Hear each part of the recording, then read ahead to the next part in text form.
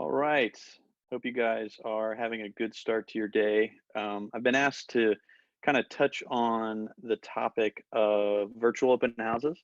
Um, and I think for a lot of agents, they're kind of overthinking it. And so just want to go over two main ways that I foresee being able to do this very quickly and very effectively.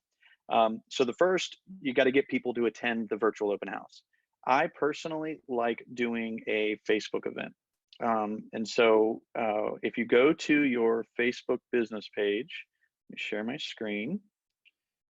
There we go. And so what I did was, let me save it as well. So this is the event, and I named, 123 Smith Street Open House. And then the location, I created a Zoom meeting. So then the idea here is I'm hoping to capture the people's information through the Zoom registration. And the Zoom registration looks like this screen. So if you go to Zoom, you create a meeting, and then when you create the meeting, you then are able to ask them for their name and email. And so this could be a great way to get people to register for your meeting, right? And if you're not sure how to create a meeting with registration, Zoom has some great tutorials. It literally is just a checkbox. For your meetings, for this meeting, do you want registration? You check yes, and then this is what that screen looks like. And that's how you would get their information. Personally, being the nerd that I am, I prefer Calendly. And so what I would probably do is create one calendar for my open house, and probably use it over and over and repurpose the name of the calendar. And in this case, I would put the Calendly link right in the event section, and just say register for the event via this link, and then place the Calendly link there again. So then you publish it. And then probably what I would do is, the time is off. From there, I would probably have a Facebook ad ran. The Facebook ad would drive people to join or express interest in the event. It's a super cheap way to drive traffic. So, and then what ends up happening is, let's see. So then, here's the open house. It's hosted by me. Location is the Calendly. And so when people click the Calendly link, they're going to get one little window of time to schedule for the open house. And it looks like it's going kind of slow. So I'll just show you what that looks like here. So they'll click the Calendly link. That's hard to say. And this would be the calendar. And when I set my Calendly calendar up, I only gave one slot available. Like, I didn't give a lot of slots. And when you're setting up these meetings, you can do it for a group. And so when you go back into my meetings,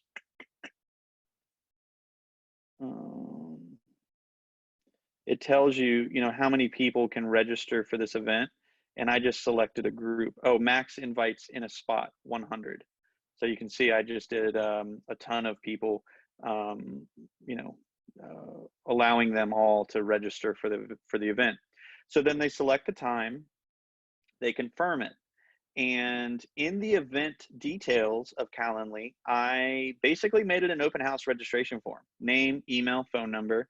Check one of these 4 options: want to move in 90 days, casually browsing, want to move within 6 months, undecided, unsure, and then I left other. And then they're going to get a text reminder. And what's cool about the Calendly, if you really geek out on this, you look at the confirmation page. That's my Zoom link, which is zoomwithbarry.com. It's my personal meeting room. You don't have to have a personal meeting room with a domain. That's just me being a nerd. You can have a regular, HTTP zoom.us/12759 or whatever. And so this, where the invitee questions section of the event is, so edit group event type, this is the name of the event. The location is my Zoom link. And so if you create your own Zoom meeting, it's going to be your Zoom link. This just happens to be a domain. Thank you. Who was it? Oh, it was Mike that shared that. This domain forwards to my personal meeting room. But again, you can put a regular Zoom link there. Then let's see, when you're going through the event details, you're just going to do the window of the open house time. So I just did 8 to 10 p.m. From there, I do the invitee questions, and you can just add questions right there. And then under notification and cancellation policies, I personalize the email confirmation.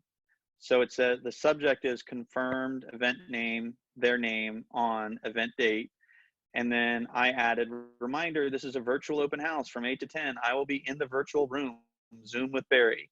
And so then it has the event details. So that's the email they get. Then they get a reminder 24 hours before about the event. And then they also get a text reminder 24 hours before and 1 hour before. And the text says reminder, 123 open house with Barry Jenkins at 8 to 10 on today's date. Event is held at zoomwithbarry.com from 8 to 10.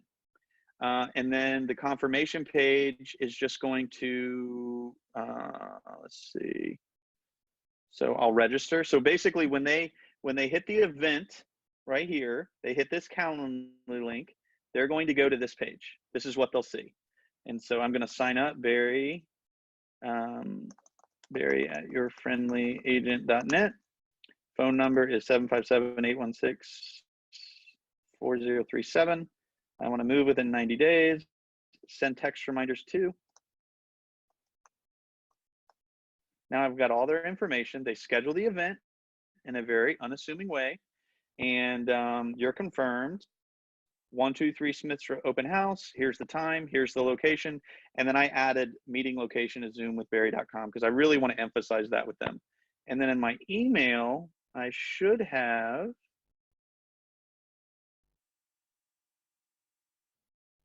might not do it right away. Anyway, I'll as a attendee, I'll get a confirmation email. So then, all right, now it's the open house time. You're just hanging out, with the Matterport or the what is the other, the Astor Room or some kind of 360 tour. And the person enters the Zoom link. They're a complete stranger. All you know is they have their audio. You don't see them yet. For whatever reason, they didn't turn their video on. And so they walk in or they open up in the room, and then you say, hey, this is Barry Jenkins. Thanks for visiting my open house on 6 Wainwright Drive. Not sure, can you just confirm if you can hear me either via the chat or via turning your video on, thumbs up, or right now I can't hear you. Oh, you can hear me. Okay, good. Well, unless you want otherwise, what I thought I would do is walk you through the outside of the townhouse, and then we'll go inside. And so this is a 360 view of the front of the house. Some of the good things about this neighborhood is it's got a great HOA with a great clubhouse. And you can see across the street, there's some tennis courts and great walking to different schools. The neighbors to the left right here, they actually they're the president of the HOA. So just a fun detail there. And you can see the bike, great walking score for local businesses in the area. Let me take you to the backyard. So this is the back of the house. And what I like about it is, this is, for your starter home, but they've really maintained the deck. And you can tell from looking at it that the windows and the doors have been updated, which is always nice because that's not really something that you want to spend money on. And then let me take you to the backyard. And, it's almost like a little oasis. I mean, it is a townhouse, right? So, but here's your backyard with your trash cans and some bushes. I thought the tree was a nice touch. That's not something that grows overnight. And so You know, just something to consider, that it does have that quaint feeling, even though it is a townhome. Most people, kitchens and bathrooms are super important, so I thought I'd start in the kitchen, unless you object. And so here's the kitchen. And, you know, as we're looking at this, sorry, my computer's, the internet's going a little bit slower. I want to walk over to the kitchen real quick and show you these countertops. They were updated. The cabinets are original, which some might think is a downside, but personally, they're real wood. They're not that Formica stuff, and they have been repainted. You can see here where you've got the stove with the open concept here instead of it being enclosed. You know, you've got a food pantry, and then you also have spot for the refrigerator. The living area here is pretty neat. They did, you know, like a wood, custom wood wall here, just to make it a little bit more appealing. There's the backyard that we were just in with the updated deck. Beautiful fireplace that's been serviced. Chair molding here. This would be considered in a part of the dining area. This would be where your washer and dryer room, and this would be a hall bath. Let me pause for a second, just ask, do you have any questions about what you've seen so far? Any concerns? I can, oh, you want to go back to the kitchen? Sure, sure. Sorry, I'm going kind of quick. And so then, so here's another view of the kitchen from here. Here's another eat-in area, dining area. And I will just stand here. Which way would you like me to turn? To the left? Okay, I'll turn to the left. All right, and I will shut up. You tell me when you want me to talk. And so then I'm talking to the Ylopo users now. You just let them look and say, you know, did you want me to turn? Oh, turn to the right? Okay, sure. Bedroom size? Sure, we can talk about the bedroom size. And as I'm doing this, I'm just clicking the circle where I want to go. It's kind of like Google Maps. And then, so this is, again, is Matterport, not Astroom. In the right way, we don't care what you use as long as you're going virtual. And this is the upstairs. You've got your bathroom there. The master is over here, beautiful hardwood. And there's your bathroom and some mirror closets, which a lot of people have really enjoyed. And then this was an upgrade. It was a recessed television room. A lot of people have enjoyed that just because it saves some space. And then, let's see, where else do we want to go? Do you want to see the other bedrooms? You do? Okay, well, let me show you this bathroom before we get there. And so then I'm going to go through the other rooms, right? You get the idea. It's just like an open house. So don't overthink it. Just share your screen and wait. And then at the end, I want you to depend less on connecting with them. And I tell my new agents this, you know, it used to be when you hold an open house, you've got like 15 minutes to connect with them relationally, show your professionalism, and somehow get enough information out of them so that you can try to capture them as your client. And that's a lot of work. Well, by using the Calendly approach, the reason why I like it is I got their name, email, and phone number. And then I'm able to add them to the open house form. So I would still create that on the Ylopo side, add them to the open house tool, and then get them in listing alerts that are going to match 6 Wainwright Drive. They're going to get remarketing that match 6 Wainwright Drive. They're going to be in your CRM, and then you're going to sandbox their search digitally. And the cool thing about doing it this way is you're capturing people that are looking for a home digitally right now. And right now, for a lot of you, that's the buyer you need. And I've been telling my team, if we're used to 1,000 sales in my area a month, and because of the pandemic, we've been cut in half, and I'm using this as an example, and now there's only 500 sales, it's going to take added creativity and focus to be able to find the 500.